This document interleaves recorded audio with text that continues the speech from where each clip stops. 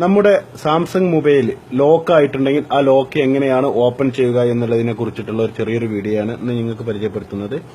ഒരുപാട് ആളുകൾ daily message ചെയ്തും പേഴ്സണൽ ആയിട്ടുള്ള മെസ്സേജ് ചെയ്യുന്നുണ്ട്, എങ്ങനെയാണ് ഓപ്പൺ ചെയ്യുക, എന്റെ ഫോൺ ലോക്ക് ആയിട്ടുണ്ട് എന്നുള്ളത്.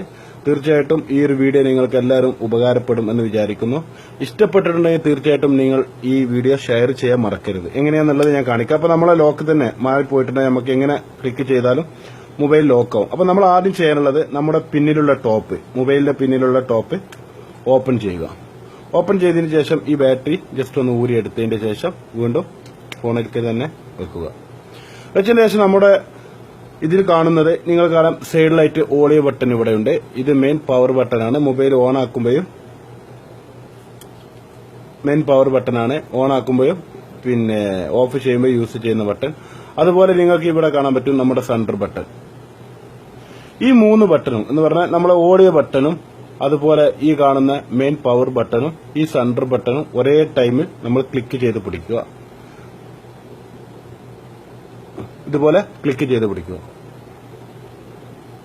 അതിന് നിങ്ങൾക്ക് ഇവിടെ കാണാം ഗാലക്സി എന്നുള്ള നമ്മുടെ മൊബൈലിന്റെ പേര് വരുമ്പോൾ ആ നമ്മൾ ക്ലിക്ക് ചെയ്ത 3ഉം ഈ സൈഡിലെ ബട്ടണായാലും ഈ 3 ബട്ടണും നമ്മൾ കൈയെടുത്ത് മാറ്റി കൊടുക്കുക. അപ്പൊ നമ്മുടെ ഫോൺ ഇതുപോലെയായിരിക്കും വരിക. നിങ്ങൾക്ക് കാണാൻ പറ്റുമെന്ന് വിചാരിക്കുന്നു. ഇതുപോലെയായിരിക്കും നമുക്ക് ഓപ്പൺ ആയിട്ട് വരുന്നത്.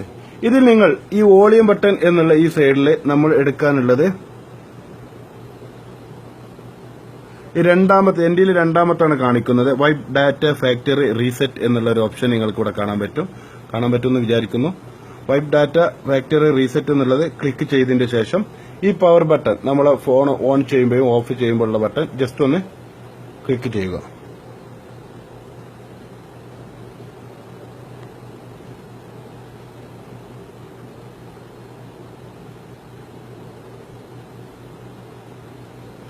എന്നതിന് ശേഷം ഓക്കെ നമ്മൾ അത് ഓക്കെ കൊടുക്കുക. ഈ മെയിൻ ബട്ടണിലാണ് നമ്മൾ ഓക്കെ കൊടുക്കാനുള്ളത്.